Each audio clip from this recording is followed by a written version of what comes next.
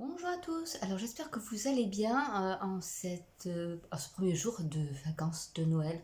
Enfin, des vacances.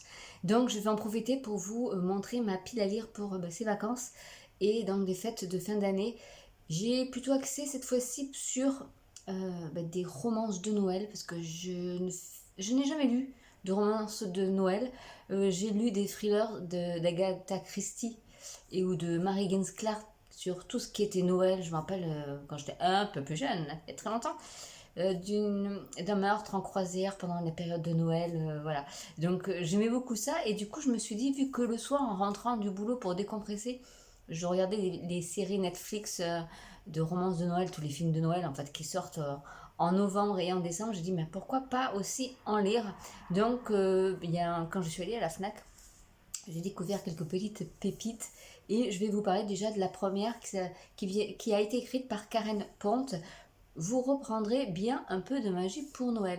Donc voilà, alors déjà rien que la première de couverture, il y a des paillettes, puis les boules de Noël, voilà, les petits flocons de neige, etc. Rien que ça me plaît. Et si vous avez des amis qui aiment lire, c'est peut-être un cadeau de dernière minute à faire. Donc là, c'est Victoria Delmas, 35 ans, dirige d'une main de fer son agence de publicité. Dans son quotidien réglé comme une horloge, aucune place n'est laissée à l'improvisation et encore moins aux relations humaines, qu'elle considère comme une perte de temps pure et simple. Jusqu'à un matin de décembre où sa vie bascule. Renversée par un bus, Victoria sombre dans le coma et atterrit dans un centre de réhabilitation de Noël. Oh, ça promet. Cette mystérieuse organisation lui propose un marché. Pour se voir accorder une seconde chance, elle devra se racheter auprès d'une personne qu'elle a fait souffrir par le passé, et ce avant le 26 décembre minuit. Une mission qui risque de lui donner du fil à retordre, mais s'il y a bien un moment de l'année où l'on peut espérer un miracle, c'est Noël. Donc vraiment, tout. Puis, son petit. Donc ça se lit super rapide. Si vous n'avez pas trop le temps pendant les fêtes de lire, ben voilà, ce sont des petits livres. Voilà. Il y a 300 pages. Mais voilà, je pense que c'est très très rapide à lire. Ensuite, j'ai pris comme autre livre pour Noël un Noël royal. Voilà, de Alix Nichols. Donc c'est pareil, hein, c'est la première de couverture, parce qu'il y en avait plein de livres de Noël, mais voilà, celle-ci, je l'ai trouvée assez sympa aussi. Donc c'est au niveau d'un palais royal, il y a un feu au niveau d'une aile entière, et sa sœur a été désignée la coupable. Donc voilà, ça a profondément marqué les esprits et ça l'a chamboulé toute sa vie. Et depuis, elle vivote en paria, sans famille ni amis, compromise à jamais. D'ailleurs, à l'approche de Noël, j'évite de sortir de mon camping-car. Donc c'est quand même assez contemporain.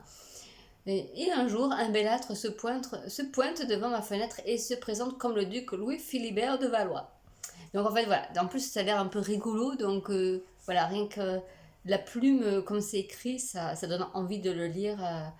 Voilà, donc celui-ci, un Noël royal peut être bien aussi. Je vous en dirai des nouvelles. Ensuite, j'ai pris le troisième livre, parce que bon, j'ai que 15 jours, donc je vais pas non plus lire beaucoup, beaucoup. C'est Noël au pays des bretzels. Voilà, donc là, pareil, hein, c'est Noël. Donc, je l'ai pris. Et celui-ci, il est de Enna Fitzbell.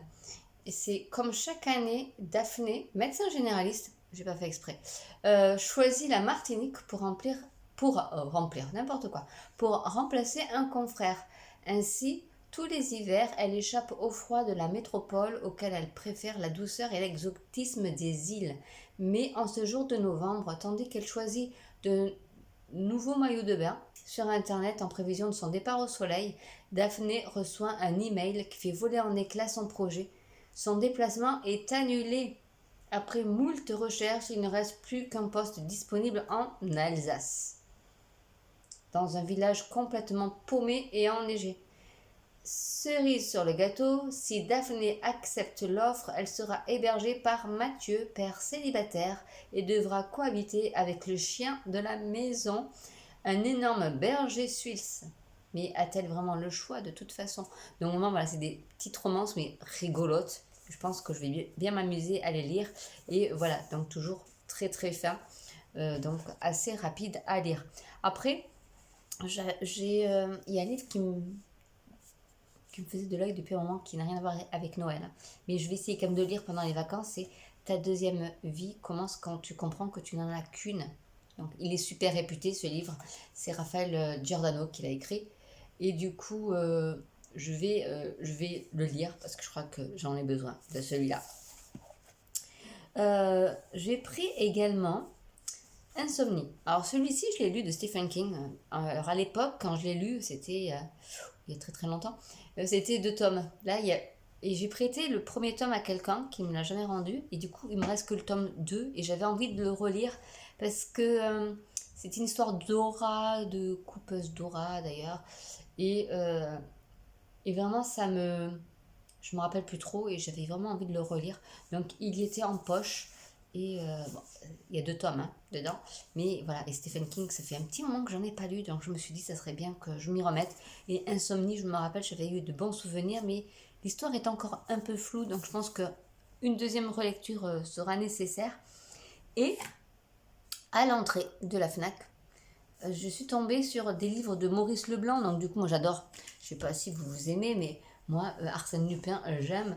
D'ailleurs, mon fils je l'ai pas là, c'est dommage. Allez, au collège, ils leur ont offert Arsène Lupin et l'aiguille creuse qui se passe à Étretat. Et il me dit, tiens, maman, je te donne ton cadeau de Noël. J'ai dit, ah, pas de bol, je l'ai déjà lu. Bon, je l'ai pris quand même parce que c'est vraiment un format comme celui-ci. Et je trouvais ça sympa que le collège offre un livre à lire aux élèves. Et du coup, là, j'ai pris Arsène Lupin contre Sherlock Holmes. Je crois pas que je l'ai lu. Donc, du coup, bon, il est encore emballé, hein. Mais j'aime bien Maurice Leblanc, donc je pense que je vais le lire. Et à côté, il y avait celui-là. Alors celui-là, il a une petite histoire pour moi. C'est L'île aux 30 cercueils. Quand j'ai vu le titre, j'ai dit, oh mon Dieu, j'ai vu la série quand j'étais petite, mais j'étais petite, hein. Même à la rigueur, j'étais chez ma grand-mère, elle nous laissait regarder un peu tous les films, hein, sans vraiment savoir à l'époque, il n'y avait pas vraiment les interdits au moins de 13 ans, etc. Et du coup, je me rappelle de ce film qui était un peu flippant quand même, hein. Mais je ne savais pas que c'était lui qui l'avait écrit. Et du coup, je me rappelle, c'était dans une grotte, enfin, sous les falaises, là. Il y a des cavités, il y a des systèmes, des mécanismes. Enfin, je me rappelle un truc comme ça, moi, mais du haut de mes 8 ans. Donc, ça fait une paye. Et du coup, je me suis dit, ben, c'est le moment peut-être de le lire, mais avec la vision d'adulte, pour voir vraiment si c'est aussi flippant que ce que j'en ai retenu. Et revoir vraiment ben, qu'est-ce que c'était que cette histoire. Parce que c'était vraiment dans une île voilà, où il y avait 30 cercueils. Enfin, voilà, ça a été écrit en 1919, mais bon. Voilà, c'est ça. Il y avait eu une adaptation télévisée pour France 2, à l'époque Antenne 2. C'était pas France 2. Mais voilà, du coup, je me suis dit, quand je l'ai vu, je dis ça c'est un appel, il faut que je le prenne. Il n'y en avait que 2 exemplaires dans le rayon. Je dis, je le prends, il faut que je le relise. Parce que le film m'avait vraiment euh, pas perturbé, mais m'avait quand même marqué.